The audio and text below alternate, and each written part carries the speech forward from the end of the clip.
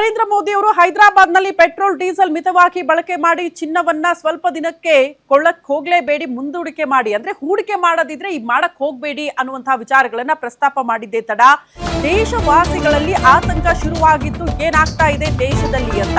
ಅದಾದ ಬಳಿಕ ಈಗ ನೆದರ್ಲ್ಯಾಂಡ್ ನಲ್ಲಿ ನಿಂತುಕೊಂಡು ಪ್ರಧಾನಿ ನರೇಂದ್ರ ಮೋದಿ ಅವರು ಮತ್ತೊಂದು ಎಚ್ಚರಿಕೆಯನ್ನ ಕೊಡ್ತಿದ್ದಾರೆ ದೇಶವಾಸಿಗಳಿಗೆ. ಹೇಳಿದ್ದನ್ನ ಅಟ್ಲೀಸ್ಟ್ ಇಂಪ್ಲಿಮೆಂಟ್ ಮಾಡಬೇಕು, ಮಾಡದೆ ಹೋದ್ರೆ ಆಗುವಂತ ಸಮಸ್ಯೆಗಳೇನು, ಮಹಾ ವಿಪತ್ತುಗಳ ದಶಕ ಅಂತ ಬಣ್ಣಿಸ್ಬಿಟ್ಟಿದ್ದಾರಂತೆ ಪ್ರಧಾನಿ ನರೇಂದ್ರ ಮೋದಿ. ಮೊದಲು ಕೊರೋನಾ, ಬಳಿಕ ಯುದ್ಧ, ಇದೀಗ ಇಂಧನದ ಬಿಕ್ಕಟ್ಟು ಶುರುವಾಗಿದೆ ದೇಶದಲ್ಲಿ. ಮಿತವಾಗಿ ಬಳಕೆ ಮಾಡಿ ಅಂತ ಹೇಳಿದೀವಿ, ಅಟ್ಲೀಸ್ಟ್ ಅದನ್ನ ಇಂಪ್ಲಿಮೆಂಟ್ ಮಾಡಬೇಕು ಜನಸಾಮಾನ್ಯರು. ಪರಿಸ್ಥಿತಿ ಕೈ ಮೀರಿದ್ರೆ ಭಾರತದ ಎಲ್ಲಾ ಪ್ರಯತ್ನಗಳು ಕೂಡ ವಿಫಲ ಆಗಿ ಹೋಗುತ್ತೆ. ಮಧ್ಯಪ್ರಾಚ್ಯ ಯುದ್ಧದಿಂದ ಭಾರಿ ಬಿಕ್ಕಟ್ಟು ಎದುರಾಗಿದೆ ಅನ್ನೋದನ್ನ ಪ್ರಧಾನಿ ನರೇಂದ್ರ ಮೋದಿ ಪ್ರಸ್ತಾಪ ಮಾಡಿದ್ದಾರೆ. 3 ತಿಂಗಳಾದ್ರೂ ಕೂಡ ಬಿಕ್ಕಟ್ಟು ಪರಿಹರಿಸಕ್ಕಾಗ್ತಾ ಇಲ್ಲ. ಜಾಗತಿಕ ತೈಲ ಬೆಲೆ ಪೂರೈಕೆ ವ್ಯತ್ಯಯದಿಂದ ಸಮಸ್ಯೆಗಳು ಎದುರಾಗ್ತಾ ಇದೆ. ಪರಿಸ್ಥಿತಿ ವಿಕೋಪಕ್ಕೆ ತಿರುಗಿದ್ರೆ ಜಗತ್ತಿನ ಹೆಚ್ಚು ಜನಸಂಖ್ಯೆಯ ವಿಚಾರಕ್ಕೆ ಸಂಬಂಧಪಟ್ಟಂತೆ ಕೂಡ ಸಮಸ್ಯೆ ಎದುರಾಗುತ್ತೆ ಅಂತ ಪ್ರಧಾನಿ ನರೇಂದ್ರ ಮೋದಿಯವರು ದೇಶದ ಜನತೆಗೆ ಎಚ್ಚರಿಕೆಯನ್ನ ಕೊಟ್ಟಿದ್ದಾರೆ.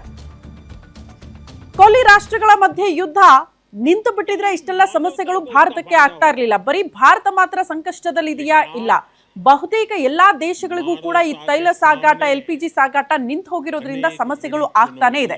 ಇಷ್ಟು ದಿನಗಳ ಕಾಲ ಬಹುತೇಕರು ಪ್ರಶ್ನೆ ಮಾಡ್ತಾ ಇದ್ರು, ಅಲ್ಲಾರಿ ನಮ್ಮ ಹತ್ರ ಸ್ಟಾಕ್ ಇದೆ ಅಂತ ಹೇಳಿದ್ರು, ಮ್ಯಾನೇಜ್ ಮಾಡ್ತೀವಿ ಅಂದ್ರು. ಇದ್ದಕ್ಕಿದ್ದಂತೆ ಈ ರೀತಿ ಘೋಷಣೆಗಳು, ಇದ್ದಕ್ಕಿದ್ದಂತೆ ಈ ವಿಚಾರಗಳು ಪ್ರಸ್ತಾಪ ಆಗ್ತಾ ಇರೋದ್ರಿಂದ ಆತಂಕ ಶುರುವಾಗಿದೆ ಅಂತ ಪ್ರಧಾನಿ ನರೇಂದ್ರ ಮೋದಿ ಅವರು ಹೇಳ್ತಾ ಇರೋದಷ್ಟೇ.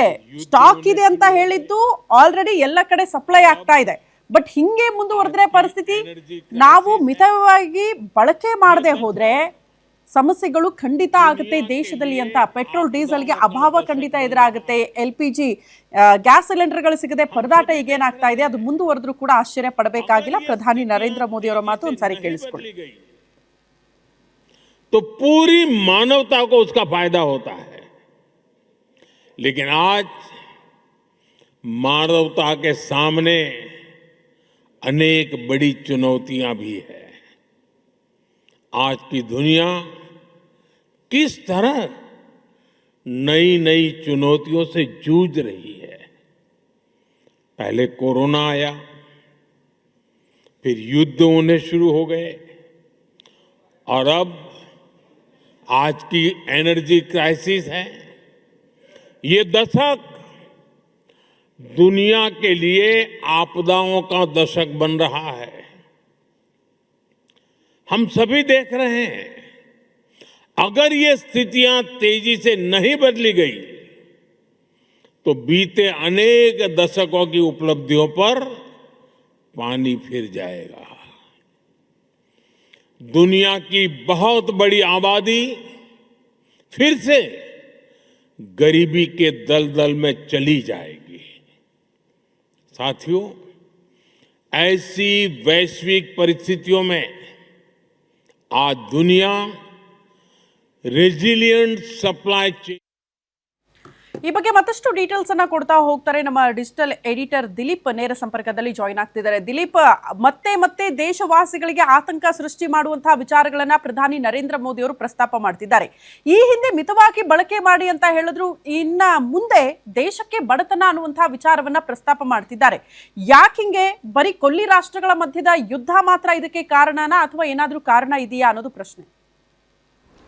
ಶ್ರುತಿ, ಪ್ರಧಾನಿ ಮೋದಿ ಅವರಿದು ಎರಡನೇ ಅತಿ ದೊಡ್ಡ ಎಚ್ಚರಿಕೆ ಅಂತ ಹೇಳ್ಬೋದು. ಮೊದಲನೇ ಎಚ್ಚರಿಕೆ ಹೈದರಾಬಾದ್ನಲ್ಲಿ ಭಾಷಣ ಮಾಡುವಾಗ ನೀಡಿದ್ರು.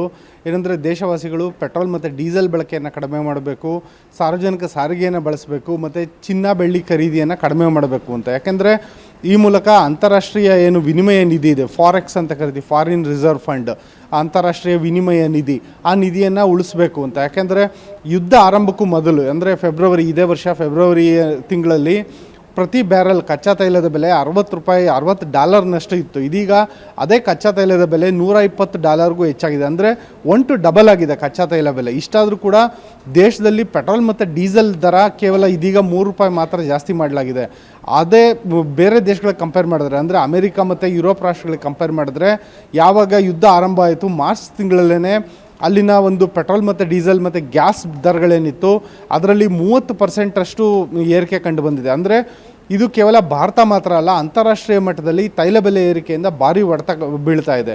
ಇದು ಒಂದು ಕಡೆ ಆದರೆ, ಮತ್ತೊಂದು ಕಡೆ ಅಮೆರಿಕ ಮತ್ತು ಇರಾನ್ ನಡುವೆ ಯುದ್ಧ ಏನೋ ನಿಂತಿದೆ, ಆದರೆ ಏನೊಂದು ಅರ್ಮುಜ್ ಜಲಸಂಧಿಯಲ್ಲಿ ಇರಾನ್ ಇನ್ನೂ ಕೂಡ ತನ್ನ ಒಂದು ದಿಗ್ಬಂಧನವನ್ನು ಮುಂದುವರಿಸಿದೆ. ಒಂದು ಕಡೆ ಇರಾನ್ ತನ್ನ ದಿಗ್ಬಂಧನವನ್ನು ಮುಂದುವರಿಸಿದರೆ, ಮತ್ತೊಂದು ಕಡೆ ಅಮೆರಿಕ ಕೂಡ ಜಲ ದಿಗ್ಬಂಧನ ಹಾಕಿದೆ ಇರಾನ್ ವಿರುದ್ಧ. ಹೀಗಾಗಿ ಅರ್ಮುಜ್ ಜಲಸಂಧಿಯಿಂದ ಯಾವುದೇ ಒಂದು ಹಡಗುಗಳು, ಅಂದರೆ ಕೊಲ್ಲಿ ರಾಷ್ಟ್ರಗಳಲ್ಲಿ ತೈಲ ಇರ್ಬೋದು, ಅನಿಲ ಇರ್ಬೋದು, ಅದು ಉತ್ಪಾದನೆ ಆದ ಬಳಿಕ ಅದನ್ನು ಸಾಗಣೆ ಮಾಡೋಂಥ ಯಾವ ಒಂದು ಹಡಗುಗಳು ಕೂಡ ಸುಗಮವಾಗಿ ಸಾಗಾಟ ಮಾಡೋದಕ್ಕಾಗ್ತಿಲ್ಲ. ಇತ್ತೀಚೆಗೆ ಒಂದು ಸುದ್ದಿ ಬಂತು, ಭಾರತದ ಒಂದು ಹಡಗು ಕೇವಲ 2 ದಿನಗಳ ಹಿಂದೆ ಆ ಹಡಗಿಗೂ ಕೂಡ ಒಂದು ಮಿಸೈಲ್ ದಾಳಿ ನಡೆಸಿ ಆ ಹಡಗನ್ನು ಮುಳುಗಿಸಲಾಗಿತ್ತು. ಹೀಗಾಗಿ ಹಡಗುಗಳ ಸಂಚಾರಕ್ಕೆ ಭಾರಿ ವ್ಯತ್ಯಯ ಉಂಟಾಗಿದೆ. ಇಂಥ ಒಂದು ಸನ್ನಿವೇಶ ಏನಿದೆ, ಇದು ಜಾಗತಿಕ ಮಟ್ಟದಲ್ಲಿ ಮುಂದಿನ ದಿನಗಳಲ್ಲಿ ಭಾರಿ ದೊಡ್ಡ ಅನಾಹುತಕ್ಕೆ ಕಾರಣ ಆಗುತ್ತೆ ಅಂತ ಇದೀಗ ನೆದರ್ಲೆಂಡಲ್ಲಿರುವಂಥ ಪ್ರಧಾನಿ ಮೋದಿಯವರು ಎಚ್ಚರಿಕೆಯನ್ನು ಕೊಟ್ಟಿದ್ದಾರೆ. 5 ರಾಷ್ಟ್ರಗಳ ಪ್ರವಾಸಕ್ಕೆ ಪ್ರಧಾನಿ ಮೋದಿಯವರು ತೆರಳಿದ್ರು. ಈ ಪೈಕಿ ಇವಾಗ ನೆದರ್ಲೆಂಡ್ನಲ್ಲಿದ್ದಾರೆ ಪ್ರಧಾನಿ ಮೋದಿಯವರು. ಅಲ್ಲಿನ ಭಾರತೀಯ ಸಮುದಾಯವನ್ನು ಉದ್ದೇಶಿಸಿ ಮಾತನಾಡಿದ್ರು. ಈ ಸಂದರ್ಭದಲ್ಲಿ ಅವ್ರು ಹೇಳಿದ್ದೊಂದೇ ಮಾತು, ಕಳೆದ ಒಂದು 4-5 ದಶಕಗಳಿಂದ ಭಾರತ ಬಡತನ ಮುಕ್ತ ಆಗೋದಕ್ಕೆ ಸಾಕಷ್ಟು ಪ್ರಯತ್ನ ಪಟ್ಟಿದೆ. ಅದರಲ್ಲೂ ಆಹಾರ ಭದ್ರತೆ ಅಂತ ಕಾಯ್ದೆಗಳಿರ್ಬೋದು, ಅದನ್ನೆಲ್ಲ ತಗೊಂಬಂದಿರೋದ್ರ ಮೂಲಕ ಸುಮಾರು 30 ಕೋಟಿಗೂ ಹೆಚ್ಚು ಜನ ಭಾರತದಲ್ಲಿ ಬಡತನ ಮುಕ್ತರಾಗಿದ್ದಾರೆ ಅಂತ ಇತ್ತೀಚೆಗಷ್ಟೇ ವಿಶ್ವಸಂಸ್ಥೆ ಘೋಷಣೆ ಮಾಡಿತ್ತು. ಆದರೆ ಇದೀಗ ತೈಲ ಬೆಲೆ ಏರಿಕೆಯಿಂದ ಆ ಎಲ್ಲ ಜನರು ಮತ್ತೆ ಬಡತನದ ಒಂದು ಕೂಪಕ್ಕೆ ತಳ್ಳಲ್ಪಡ್ತಾರೆ ಅಂತೇಳ್ಬಿಟ್ಟು ಪ್ರಧಾನಿ ಮೋದಿಯವರು ಎಚ್ಚರಿಕೆಯನ್ನು ಕೊಟ್ಟಿದ್ದಾರೆ. ಯಾಕೆಂದರೆ ಅಂತಾರಾಷ್ಟ್ರೀಯ ಮಾರುಕಟ್ಟೆಯಲ್ಲಿ ತೈಲ ಬೆಲೆ ಏರಿಕೆ ಆದಂತೆ ಅನಿವಾರ್ಯವಾಗಿ ಭಾರತದ ತೈಲ ಕಂಪ್ನಿಗಳು ಕೂಡ ಹೆಚ್ಚು ಬೆಲೆಗೆ ತೈಲವನ್ನು ಖರೀದಿಸಬೇಕಾಗುತ್ತೆ.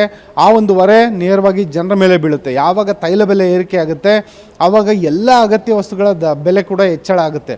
ಒಂದು ಕಡೆ ಅಗತ್ಯ ವಸ್ತುಗಳ ದರ ಹೆಚ್ಚಳ ಆಗ್ತಿದ್ರೆ, ಇನ್ನೊಂದು ಕಡೆ ಜನರ ಆದಾಯ ನಿಂತಲ್ಲೇ ನಿಂತಿರುತ್ತೆ. ಇಂಥ ಒಂದು ಸನ್ನಿವೇಶದಲ್ಲಿ ಸಹಜವಾಗಿಯೇ ಇಡೀ ದೇಶ ಬಡತನದತ್ತ ಜಾರುತ್ತೆ. ನೀವು ಇತ್ತೀಚಿನ ಉದಾಹರಣೆಗಳನ್ನೇ ಗಮನಿಸಿರ್ಬೋದು. ಪೆಟ್ರೋಲ್ ಮತ್ತು ಡೀಸೆಲ್ ಬೆಲೆ ಏರಿಕೆಯಿಂದಾಗಿ ಒಂದು ರೀತಿ ಕ್ಯಾಸ್ಕೇಡಿಂಗ್ ಎಫೆಕ್ಟ್, ಎಲ್ಲ ಒಂದು ದರಗಳ ಏರಿಕೆ ಆಗುತ್ತೆ. ಸರಕು ಸಾಗಣೆ ದರ ಏರಿಕೆ ಆಗುತ್ತೆ, ಪ್ರಯಾಣ ದರ ಏರಿಕೆ ಆಗುತ್ತೆ. ಇಂಥ ದರ ಏರಿಕೆ ಮತ್ತು ದುಬಾರಿ ದುನಿಯಾದಲ್ಲಿ ಸಂಬಳ ಮಾತ್ರ ಅಷ್ಟೇ ಇರುತ್ತೆ. ಇಂಥ ಸಂದರ್ಭದಲ್ಲಿ ಜನ ಬಡತನದ ಕೂಪಕ್ಕೆ ಮತ್ತೆ ತಳ್ಳಲ್ಪಡ್ತಾರೆ. ಹಾಗಾಗಿ ನಾವು ಈಗಲೇ ಎಚ್ಚರಿಕೆ ವಹಿಸಬೇಕು ಅಂತ ಪ್ರಧಾನಿ ಮೋದಿಯವರು ಎಚ್ಚರಿಕೆ ನೀಡ್ತಾ ಇದ್ದಾರೆ. ಶ್ರುತಿ. ಓಕೆ ದಿಲೀಪ್, ಧನ್ಯವಾದಗಳು ತಮ್ಮೆಲ್ಲ ಮಾಹಿತಿಗೆ.